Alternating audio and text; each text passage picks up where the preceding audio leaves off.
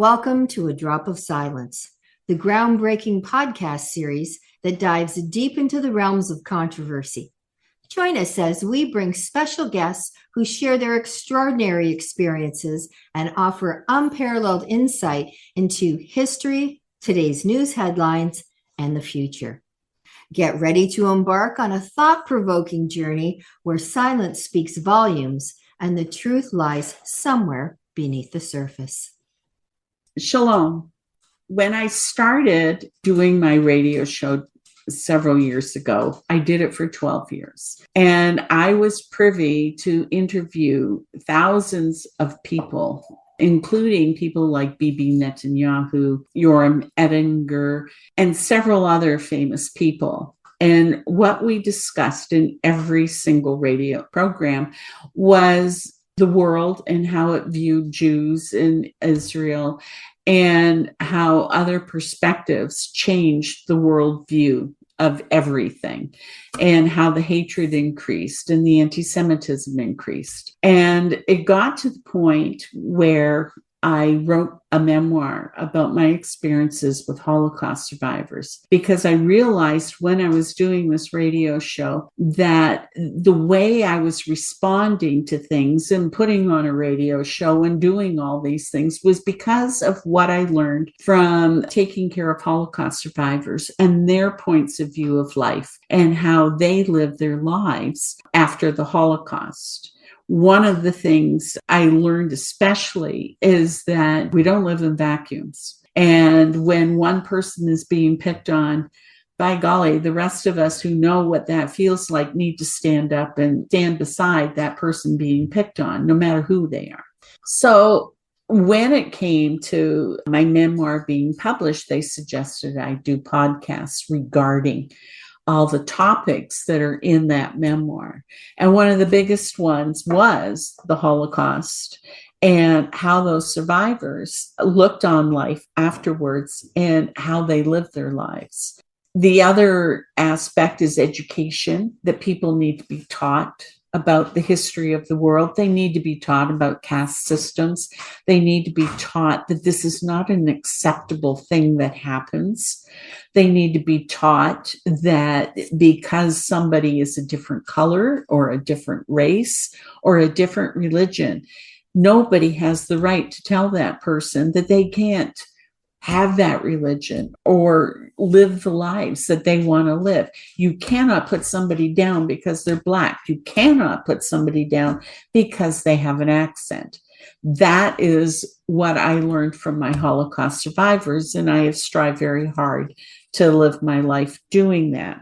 So after the memoir, when it comes out, the people who are editing it and putting it together for me, they suggested that I needed to make podcasts about what the points that were made in the memoir and how people need to understand how important those points are.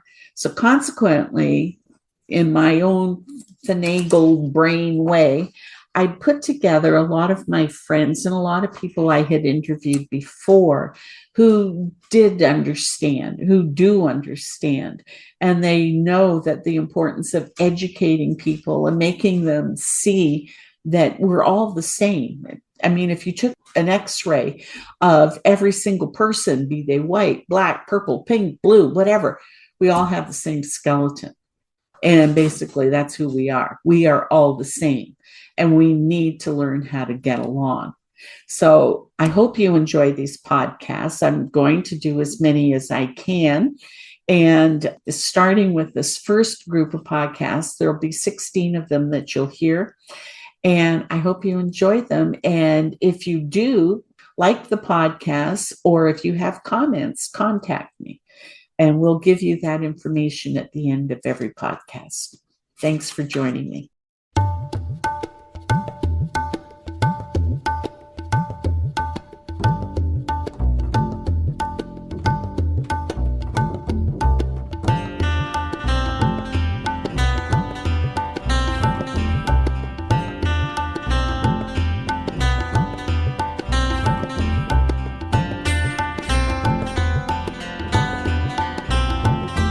What time will it be when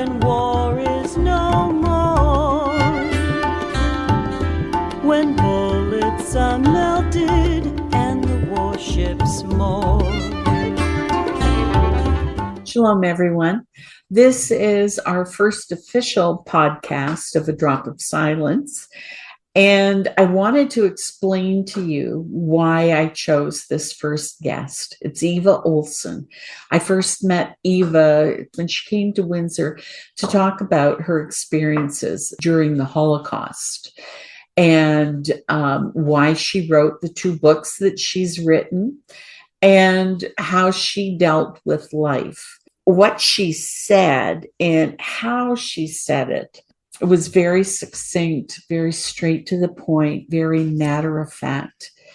But I have to tell you, my 2 producers, Lori Baldassi and Ryan Richardson, all of us were so affected by this woman. I mean, I was a puddle of tears at the end of this. At the bottom of this podcast will be areas where you can go for resources to learn more about the Holocaust, how it began, and what we can do to make sure another Holocaust like this never happens again. And with me today is Eva Olsson. Eva grew up in Hungary, born into a Jewish family in Satu Mare, Hungary. Is that how you say it? Satu Mare Yeah. is Romanian, Satu Mare is Hungarian. Okay. And in 1944, when Nazi Germany occupied its Hungarian ally, Eva and her family were sent to Auschwitz-Birkenau. Eva eventually landed in Belsen and remained there until the British liberated the camp in 1945.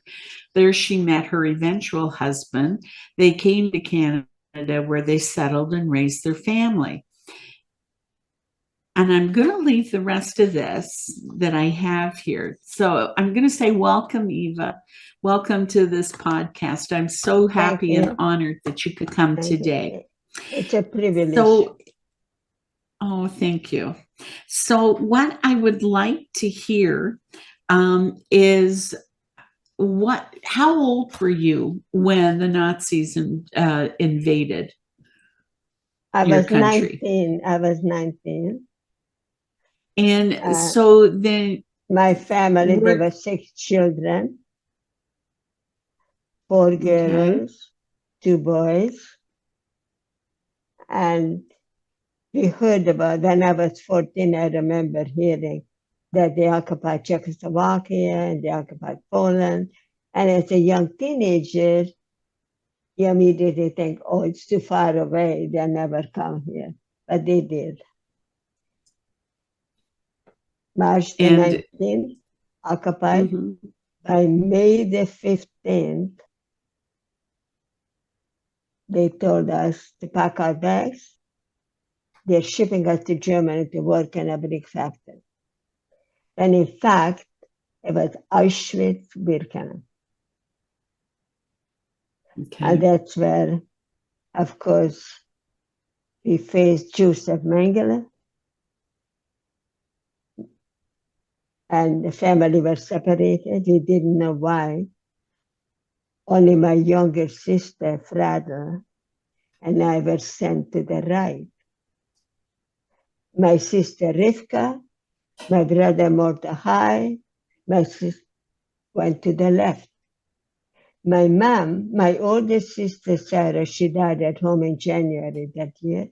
She left 3 little girls, Judy, Kathy, and Hattie. So she had the 3 little girls, women with children and disabled were sent to the left. But we didn't know why. Okay. And then I never saw my mom. Why? Where is my mom? And I never saw her again. She was 48 when she died in the gas chamber. Wow. And you were sent to the slave camp. And my father was sent to slave labor camp. He was about the same age. And actually ended up in the same camp that Eli Wiesel was. And did your father survive, or was it just you and your sister? My father passed away, not because he was sick, he died of starvation, no food and no water. So when we were sent to work to the capital of the Rhine, and the Russian invaded, slowly they were coming closer and closer. And they didn't want us to be free, so they sent us to Bergen-Belsen, where I met Anne Frank. Okay. And her sister Margot. She died 2 weeks later, but we shared the same accommodation with them. And on the floor.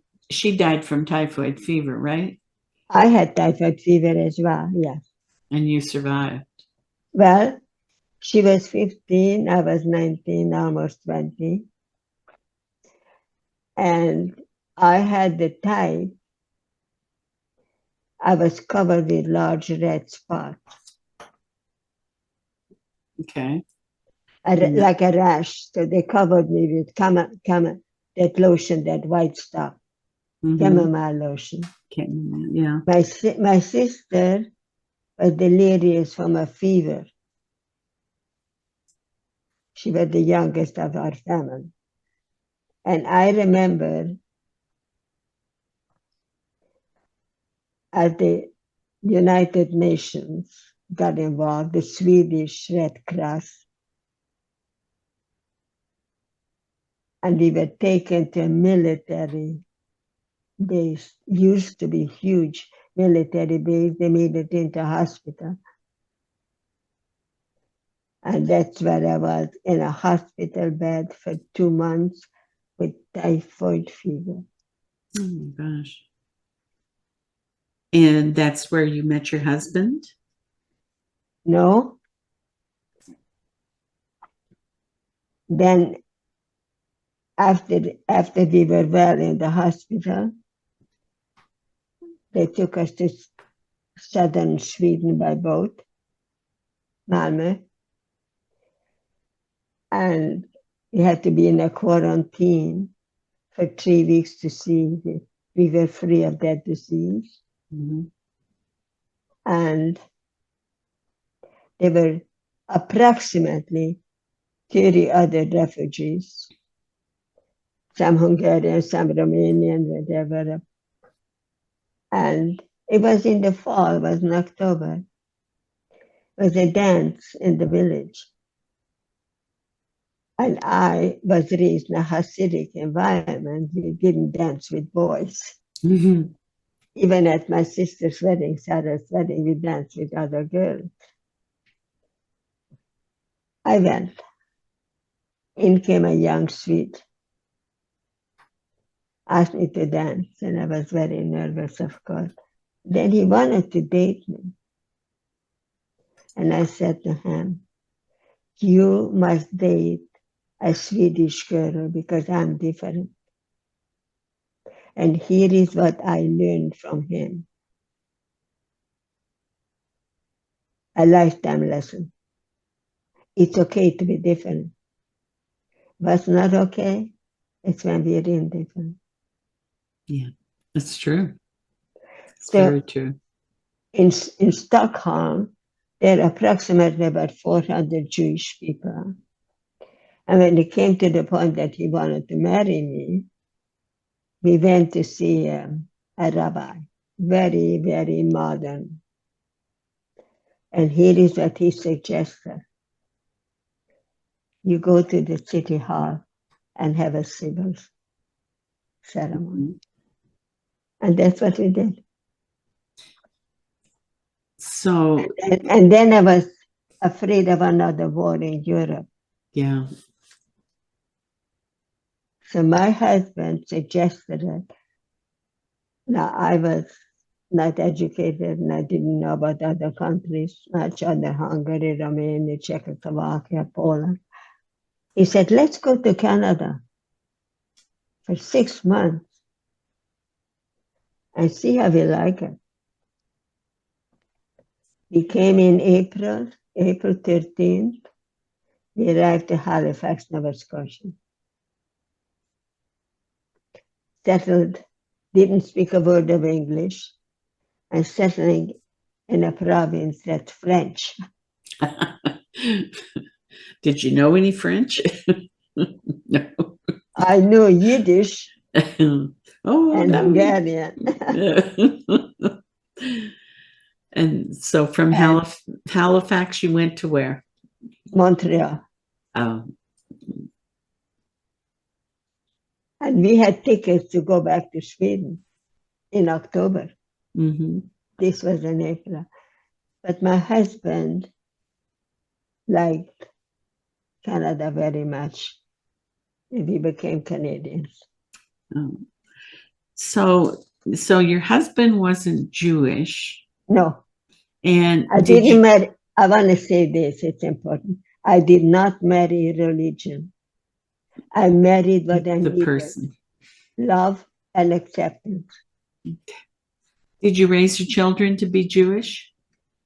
No, I raised them. I have one son. I raised him to be the best human being with compassion that he can be. Yeah. Treat other people the way you want to be treated.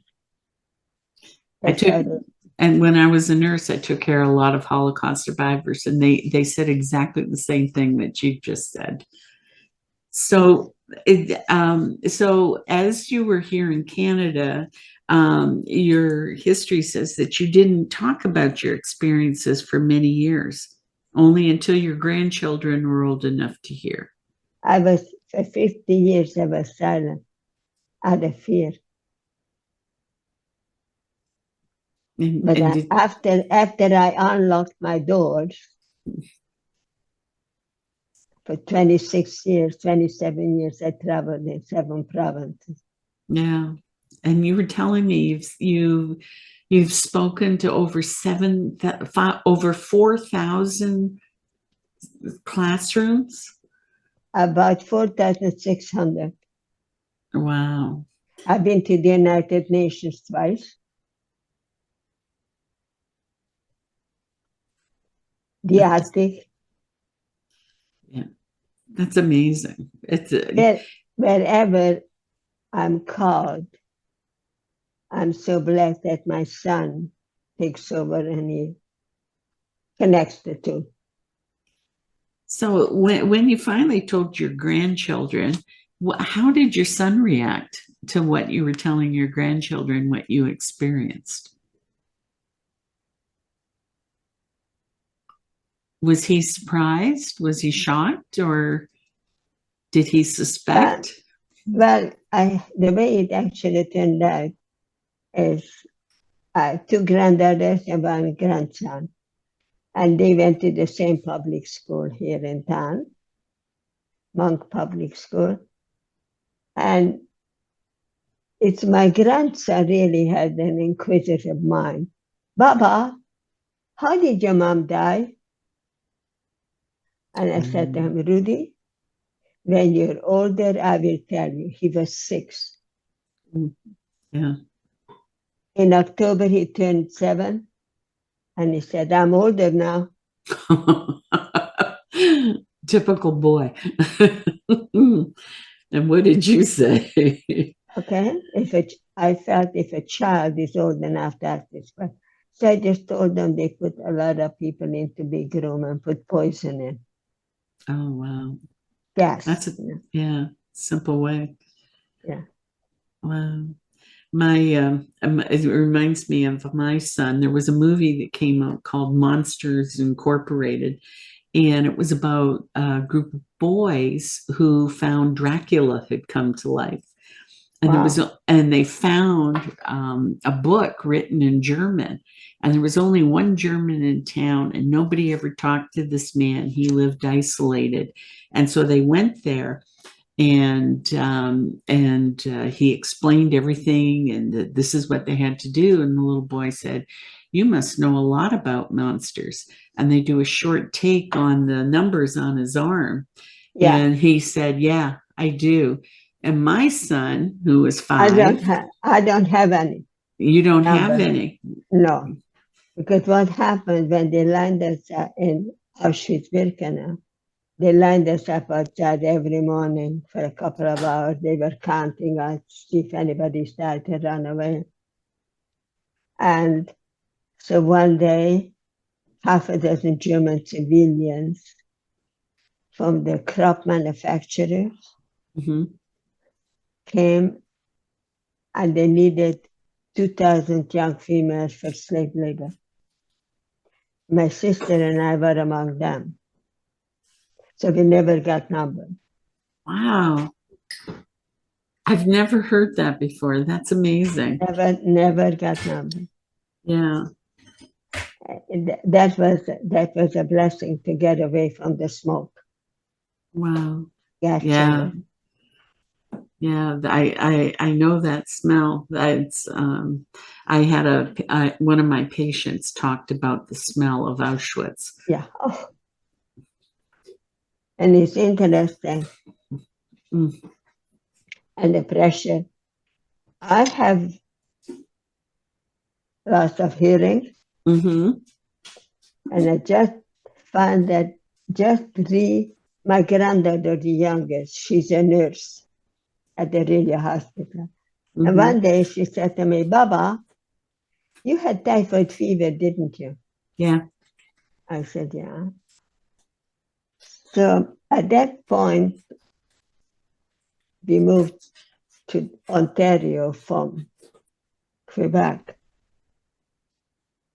I had a lot of backache. So my family doctor sent me for the x-rays. And the lower disc was deteriorating. So they sent me to Toronto, the specialist, and he said this. He had a question. How did you get a deteriorating disc at that age? So I said to him, I was a slave laborer. I explained to him I had typhoid fever. Now, here is what the specialist in Toronto said. Typhoid fever scarred your eardrums, and you lost 37% of your hearing to typhoid fever. Wow. And you also had a destroyed disc in your back from the slave labor. What kind of slave labor did you do? Well, it depends. And the first one, I remember that one well. We had to go up on a roof and prepare skylights that was crushed from the air pressure from the bombing, because the Allies were bombing. Because this factory, they were producing ammunition. So it was the British, and the Canadians, and my sister. In my autobiography that I wrote, I mentioned 4 of the German people that showed compassion. Yeah. So when my sister was not up there, she was pretending she's sweeping the floor in the factory. An elderly foreman, he was very, very concerned about us. But up there on the factory, on top of it, there was a foreman by the name of Tony.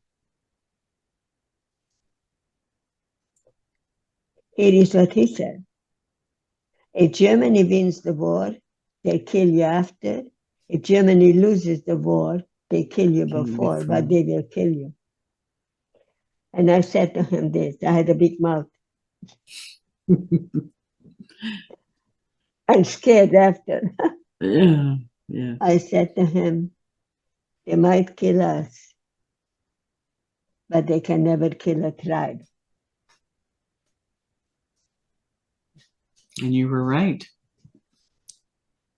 So there was a little fire crate, warm your hands up.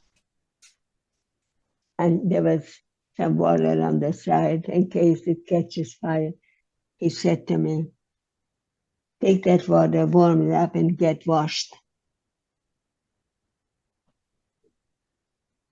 At that time, I felt if I have touched one of them, there's got to be another one somewhere else. And there were. Yeah. Yeah. And that's why I wrote about 4 of them in my autobiography. And what's the name of your autobiography? What's the name? Yeah. What's the name of your book and where can people get it? Let's do that now. And then we'll repeat it. Unlocking the Doors, a woman's struggle against intolerance. And that is 5 times the national bestseller because it's been sold over 26,000. Wow. That's amazing. The second book, 15 years ago, went back to the camp to the filmmaker. Oh, did you? And how did that go for you? 28 Days of Hell. Retraced my journey. Oh my God. How could you do that, Eva? I just saw at a meeting this morning at the Provost Club. The filmmaker, they have a coffee shop here. And he's Don Gray and his wife Yvonne. They live in Scarborough. And there he was. Friends invited him, and it was amazing. To go back and see, and I went back to my birthplace, Satu Mare. I've had a family there once, and I had about 50, 60 relatives. My mom, in her family, there were 9 children, so there were a lot of cousins and aunts and uncles. There wasn't even one. That's amazing. That's just, it's incomprehensible in today's time. I was saying it today. I said, you remember 15 years ago? Tomorrow will be the date when I came back to Canada. And my son didn't want to tell me what I looked like when he picked me up at the airport. But a year later, he told me. He said, Mom, I thought I lost you. Yeah. Yeah. It was like you lived through it all over again, experiencing all that evil again. It's facing the devil in the face twice. Yeah. Wow. Can we go back to the beginning? You were 19. What did you like? What did you know about the Nazis and their invasions? Like, was there any sense that you were going to be in danger at any time? Or well, there wasn't enough time to think about anything because they came in March the 19th. And my parents are very scared, of course. And there with the whole family, there were 17 of us with their grandchildren, my sister and my brother, their children, trying to hide. Where can you hide? Yeah. My parents didn't have money. We lived in one room. I was the 4th child, and I wasn't supposed to be born. My mom was sick. The doctor told her, you must have an immediate abortion. And what did my mom do? She stayed in bed 8 months. Wow. And there are already 3 children. Sarah, Martin, and Rivka. Wow. So looking at today's world, And people have this statement they make, and I'm not sure it's true. They'll say, you hear it on the news, it's like it's 1938, just before the Nazis started war. Do you have that sense now, or do you still feel safe in Canada, or have you ever felt safe in Canada? Oh, I always have felt safe in Canada, yes. And of course in Sweden, because Sweden was neutral. They didn't go into the war. Okay. That's the reason for moving, coming away, because fear of another war in Europe. That's the only reason. Yeah. But no, I feel safe in Canada. Things are not. So what does it mean really to be a Canadian? Mm-hmm. For me, it means something different than maybe somebody else. For me to be a Canadian is to accept the values that we present. That's what it means to me. Mm-hmm. And going back to the statement, we're like, people are saying it's like we're in 1938 era again, and that they fear that the world is going to go to war. Do you don't feel that because of the values of Canada? Well, at that time, Yeah. Well, now they're saying now that this is what they think it's going to happen all over again, kind of thing. World War III. Yeah, the issues I have with that is this: people turn their head the other way. Yeah. So it's not just 6 million Jewish people that were murdered. There were 5 million others. Yeah. Yeah, it's true. But 1.5 million children under the age of 16. 5 of them were my nieces. So what do I do here now? I carry their voice. Yeah. I speak for them. Yeah. I don't know. I myself, I feel hopeful because I think more and more people don't turn their heads anymore. I think more and more people are looking at things and saying, no, this is unacceptable. So I'm living in the Pollyanna hopeful that we've learned our lesson. This isn't going to happen again. So that's me. Well, thank you so much, Eva, for coming to talk to me. Well, thank you. This is great. Thank you. Yeah, I'm so happy to see you again.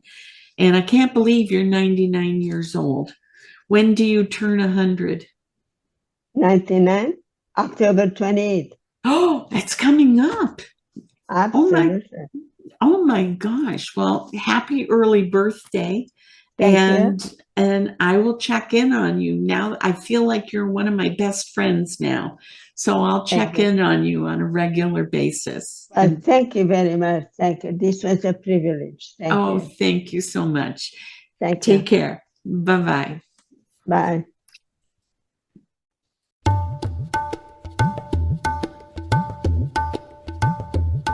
A couple of times when I was interviewing Eva, I was completely blown away, and you can almost hear me gasp. And the first time she's talking about how she didn't get numbers, her tattoo numbers. From all of my studies and from all of the Holocaust survivors I had taken care of, I had only understood that the people who went to Treblinka did not get numbers because they were going straight to the chambers and they didn't care about them. It was at the end of the war. So I was quite shocked to hear that a number of people who went through Auschwitz, like Eva, did not get numbers. The other time she shocked me was when she was talking about how they worked 12 hours a day. Then she's told to wash up because that night she's going to be used by the soldiers for their own filthy pleasures. And you don't realize that that's what that life was for some of the Jews that were there. And she just does this little squirm. You can see it. I wanted to cry and reach out and hug her. I just couldn't bear that thought. And the third time that she really affected me was when she said at the end of the war, there were two lines. One was for the Jews to go, and one was for her to go to Sweden. And she ran for the soldier at the Swedish line that she ended up marrying. And I went, here's a woman whose previous life is completely destroyed, even though there's so much beauty and joy in being Jewish, and her life was good. She ran away from it, and she never once looked back until 50 years later. And I can't imagine the terror and the fear that was in her heart all of her life after that war to have been able to do that. It was unbearable for me to hear.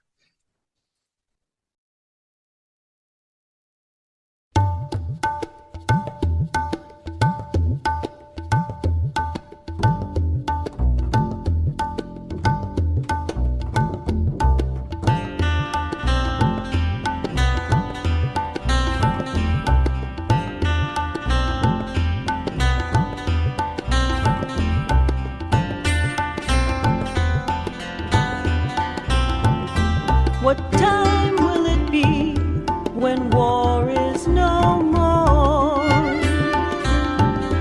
When bullets are melted and the warships moor. This podcast is brought to you by Unbreakable Bindings Publishing Company. Executive produced by Lori Baldassi, produced by Ryan Richardson, hosted by Pam Goldstein.